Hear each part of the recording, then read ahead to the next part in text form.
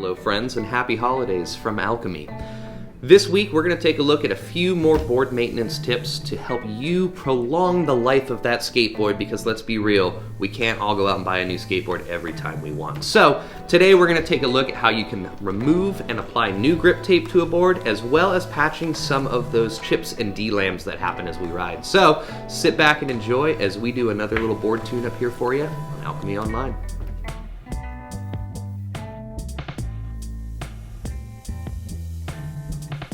So I've got my skateboard here, and as you can see, it's a little worse for wear. And so today we're gonna be taking this old grip tape off, applying some new grip tape, and fixing a little crack that I've got going in my nose. So step one for any of these things is to remove our trucks. It's gonna be a whole lot easier to work on the board and get a fresh sheet of grip if our trucks are not on there. So go ahead and use a T-tool or any of the tools you have at home and simply remove the trucks from your board.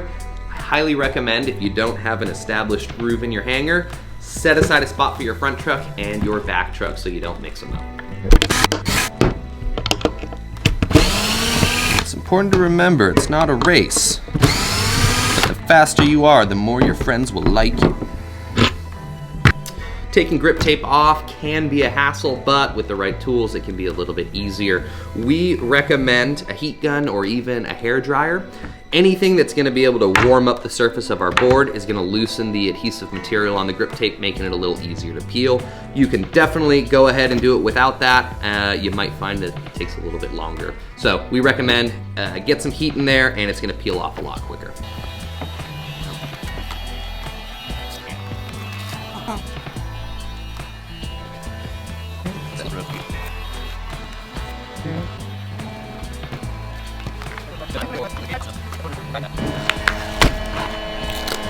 So we've gone ahead and removed all of the grip tape, and before we apply our fresh grip, I have noticed we are getting a little bit of splinter up here on the nose, which is incredibly common.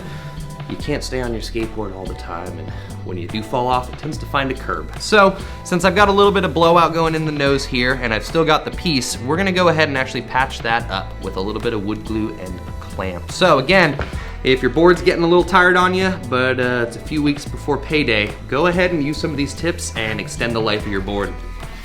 So fixing a small Dlam like this is relatively easy. All you need is some wood glue and a clamp. If, however, your Dlam is spreading much further than that, your board is gonna be tough to save. So this trick really works on small minor chips. And all we're gonna do is peel back just a little bit of that board, trying not to flake the whole chip off. And we're gonna just pour a tiny little bit of wood glue down into that crack. So do your best to make sure that that glue is actually getting down into the board, but it doesn't have to completely fill that void, because we are gonna apply a clamp to it, which is gonna squish that glue and make sure that we've got a solid setup back there to keep our tail or our nose a little bit poppy for a little bit longer. I'm gonna go ahead and just use a simple speedy clamp. If you've got a larger or a wider chip on your board, it's really a good idea to put a little bit of plywood or something flat and use 2 clamps so you can get even pressure. But again, this is a pretty minor little flake that's coming off, so I'm gonna simply apply the clamp directly to the area. And as I put pressure on it, it's gonna squeeze any of the excess glue out of there. And you can simply wipe away any of that excess while it's still wet. And you're gonna wanna let this sit for a few hours. If you wanna be really careful, let it sit overnight so that that wood glue completely sets up before you remove your clamp. 24 hours later. So it's been a whole day. It happened really fast, and the glue on my board is completely set up. Don't look at it, it's set up. And so we're gonna go ahead and apply the grip tape to our board and complete our little refurbishment. I've got a nice sheet of Jessup here, and this time I'm gonna go simple. I'm just gonna do one big flat strip. Of course, with grip tape, you can cut out patterns, designs, little mosaics, whatever you want. It's skateboarding, have fun with it. But for the sake of this board, I want a classic grip job, just flat black all the way across. So if you've never applied grip tape before, essentially we're putting a giant sticker on our board. And there's only a few things you want to be really careful not to do. Thing one, make sure you cover your board. You want grip tape pretty much everywhere. Again, personal preference. Some people like to leave a little bit of the nose ungripped. Some people leave a little bit of the rail. Again, I'm going classic, right in the middle, nose to tail. And the other main thing we want to avoid with grip tape is air bubbles. If we get air bubbles under the grip, essentially that air is gonna let the adhesive part of our grip tape dry out and the grip's gonna flake and not stick. So I start by putting pressure in the middle of the board, and I work my way out, making sure that I don't have any folds, ripples, or air bubbles.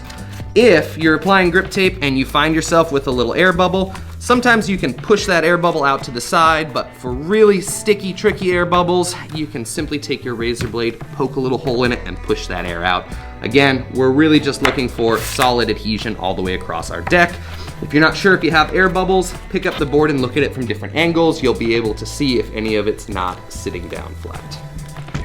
Once you got your grip tape on the board, the next thing you're gonna wanna do is file down the edge. You can use a metal file, the side of your truck, pretty much anything that's gonna make a mark. And filing our board grip does two things for us. Thing one, it shows us where we wanna cut. Thing two, it essentially perforates the grip, making it a lot easier for us to cut when we go to trim it with the blade. So again, just rub a file or something metal and hard along the outside rails of your board, and it's gonna make the pattern of where we wanna cut.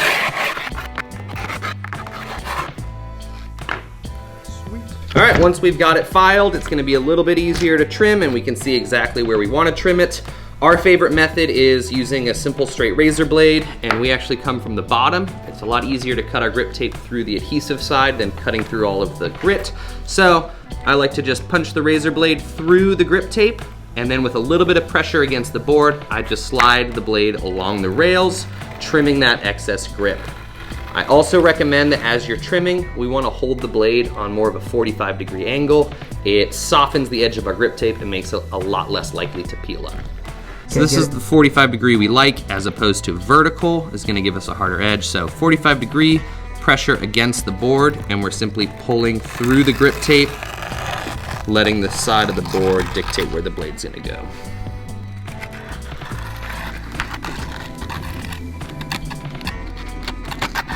So our grip job is just about finished here. You could be done if you wanted, but we at the shop here have a little finishing move we like. Is we take a bit of scrap grip tape and we're actually gonna rub it on the rails of the board to file it down to, again, make it really hard for that grip tape to lift up or flake off on us.